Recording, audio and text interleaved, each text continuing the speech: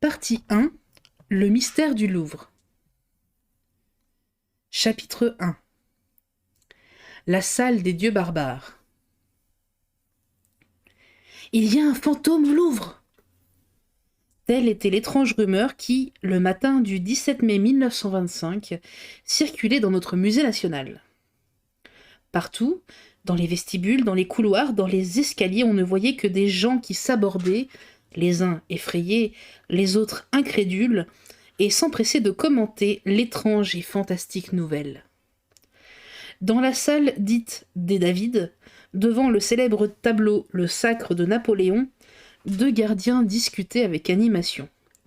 Bientôt les balayeuses et les frotteurs, qui, ce jour-là, n'accomplissaient que fort distraitement leur besogne, s'approchaient d'eux afin d'écouter leur conversation, qui ne pouvait manquer d'être fort intéressante.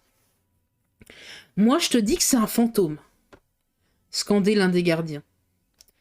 Et tandis que son collègue éclatait de rire et haussait les épaules, il martelait avec un accent de conviction sous lequel perçait un certain émoi. « Gautret l'a vu, et c'est pas un blagueur ni un poltron. Même qu'il est en train de faire son rapport à monsieur le conservateur. » C'était exact.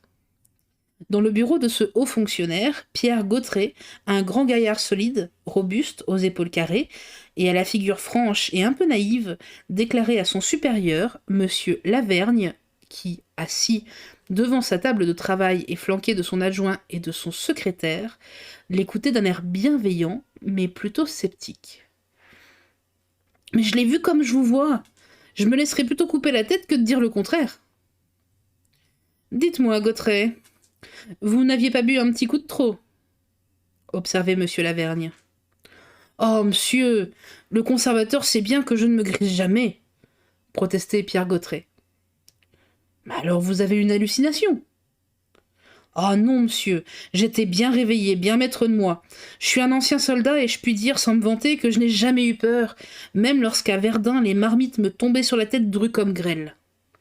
Eh bien, j'hésite pas à vous avouer que, rien que de penser à ce que j'ai vu la nuit dernière, dans la salle des dieux barbares, cela me fait courir un frisson dans le dos et dresser mes cheveux sur la tête. »« Quelle heure était-il quand ce phénomène s'est produit ?» interrogeait le conservateur adjoint. « 1h du matin, monsieur Rabusson, » répliquait le gardien. « J'étais en train de faire ma ronde dans les salles du rez-de-chaussée qui donnent sur le bord de l'eau, lorsque, tout à coup, en arrivant dans la salle des dieux barbares, j'aperçois une forme humaine qui, enveloppée d'un suaire noir et coiffée d'une sorte de capuchon, me tournait le dos et se tenait debout auprès de la statue de Belphégor. Tout en dirigeant vers elle la lumière de mon falot, je m'écrie « Qui est là ?» Mais le fantôme, d'un bond prodigieux, se jette hors de la lumière de ma lanterne. À la clarté de la lune, qui passait à travers les fenêtres, je le vois se faufiler entre deux rangées de statues et s'engouffrer dans la galerie qui conduit à l'escalier de la victoire de Samothrace. Empoignant mon revolver, je m'élance à sa poursuite. Je le rejoins au moment où, après avoir grimpé les marches, il atteignait le palier, et braquant sur lui mon arme, je lui ordonne « Halte !» ou je tire. Mais à peine avais-je mis le doigt sur la détente que le fantôme faisait un bond de côté et disparaissait comme s'il était fondu dans les ténèbres. Affolé, je monte les degrés 4 à 4 tout en déchargeant mon revolver. J'atteins le palier, je cherche avec mon falot où pouvait bien se cacher mon lascar, mais je découvre rien. J'examine le sol, je palpe les murs qui portent les marques de mes balles, toujours rien. C'est à croire que fantôme s'est volatilisé à travers les murs du palais. Voilà, monsieur, la vérité, toute la vérité, je vous le jure. Visiblement impressionné par la manifeste sincérité du gardien, excellent serviteur dont la bonne foi et le courage étaient au-dessus de tout soupçon, monsieur Lavergne regarda tour à tour ses deux collaborateurs qui ne semblaient guère moins troublés que lui par le récit qu'il venait d'entendre. Puis, en se levant, il fit « Eh bien, nous allons voir. Suivez-nous, Gautret. » Ils gagnèrent aussitôt la salle des dieux barbares où un groupe d'employés et d'hommes de service péroraient devant la statue de Belphégor. Dès qu'ils virent apparaître les nouveaux arrivants, tous s'empressèrent de déguerpir, à l'exception du gardien en chef, Jean Sabara, sorte d'Hercule aux proportions athlétiques, qui respirait à la fois la force, le calme et la bravoure. Tout en relevant respectueusement sa casquette, Sabara se dirigea vers son chef. « Monsieur le conservateur, annonça-t-il, on vient de découvrir ici des traces suspectes. » Et il désigna le socle de la statue de Belphégor, dieu des Moabites, dont le masque grimaçant, déconcertant, énigmatique, semblait contempler en ricanant les humains qui l'entouraient. Monsieur Lavergne s'approcha et examina avec attention le piédestal. Il portait des éraflures toutes fraîches, assez profondes, qui semblaient avoir été faites à l'aide d'un ciseau à froid. Troublé par cette découverte, le conservateur en chef reprenait. « Voilà qui n'est pas ordinaire, et c'est à se demander si c'est un cambrioleur qui se serait introduit dans le musée. »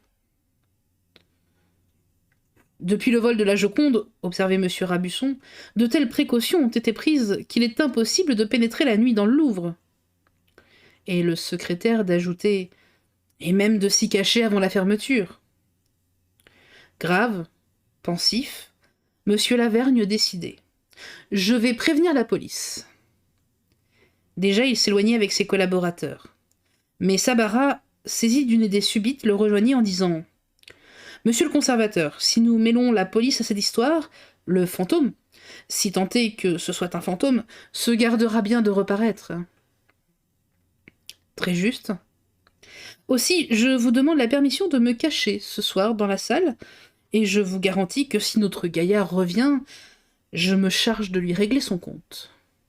« Et qu'en pensez-vous, messieurs ?» demandait M. Lavergne. « Sabara a raison, » approuvait M. Rabusson. « Avec lui, on peut être tranquille, » affirmait le secrétaire. « Eh bien, c'est entendu, mon cher Sabara. La nuit prochaine, c'est vous qui serez de garde. » Tous trois quittèrent la salle. Dès qu'ils eurent entièrement disparu, Gautret s'approcha de Sabara et lui demanda « Brigadier, voulez-vous que cette nuit, je reste avec vous ?»« Je te remercie, mon vieux, mais ce n'est pas la peine. »« Ah bah pourtant, il me semble que je pourrais vous être utile, hein. »« J'aime mieux être seul. » Gautret connaissait l'entêtement de son collègue, un Basque, qui par sa mère avait du sang breton dans les veines. Il n'insista pas. « Alors bonne chance, brigadier, hein ?» fit-il en lui serrant la main. Encore sous l'impression des événements auxquels il avait été mêlé la nuit précédente, il s'en fut rejoindre sa femme, une bonne grosse commère, au visage un peu empâté, mais naturellement réjoui, et qui, anxieuse de savoir, l'attendait dans la grande cour du Louvre. « Et quoi de nouveau ?» interrogea-t-elle. L'air sombre du brave Gautret répliquait. « Rien. Marie-Jeanne. C'est-à-dire que si... Sabara a demandé à passer la nuit prochaine tout seul dans la salle des dieux barbares. Je voulais veiller avec lui, mais il m'a envoyé promener. Il a bien fait. Bah pourquoi ? Parce que j'ai l'idée qu'il arrivera malheur à tous ceux qui s'occuperont de cette affaire.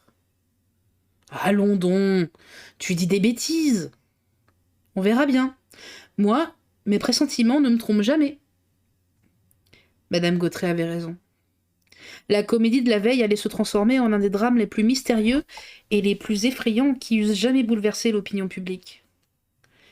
Lorsque, le lendemain, dès la première heure, Gautret, qui n'avait pas fermé l'œil de la nuit, pénétra le premier de tous dans la salle des dieux barbares, quel ne fut pas son effroi en découvrant, près de la statue de Belphégor, renversée de son socle sur les dalles, le corps inanimé de Sabara. Étouffant un cri d'angoisse et cherchant à surmonter la terreur qui s'est emparée de lui, Gautret se pencha vers le malheureux. Bien qu'il ne portât aucune blessure apparente, le gardien en chef ne donnait plus signe de vie. Son revolver gisait près de lui, à portée de sa main crispée en un geste de suprême menace. Au comble de l'affolement, Gautret se précipita dans la galerie voisine, appelant d'une voix de tonnerre « Au secours ! Au secours !» Deux gardiens qui, eux aussi, venaient aux nouvelles, accouraient et s'empressaient autour de Sabara qui, les yeux clos, exhala une faible plainte. « Vivant ! Il est vivant !» s'exclama Gautret. Un de ses collègues, qui venait de soulever le blessé, s'écriait, en montrant du doigt le derrière de sa tête. Regardez, là !» Sabara portait à la base du crâne une forte contusion qui avait dû être produite par un violent coup de marteau ou de massue. Gautrey, qui avait ramassé le revolver, en ouvrait le barillet. Les 6 cartouches étaient intactes. Tout en montrant l'arme à ses compagnons, il dit « Oh, il a dû être surpris. Il a même pas eu le temps de se défendre. » À peine avait-il prononcé ces mots que Sabara entrouvrait les paupières.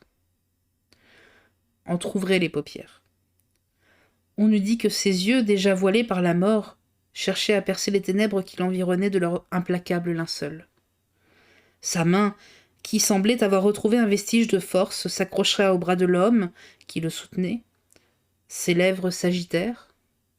Un soupir rauque et prolongé gonfla sa poitrine. Et d'une voix, à demi éteinte, mais où tremblait encore un écho d'épouvante, il râla. « Le fantôme !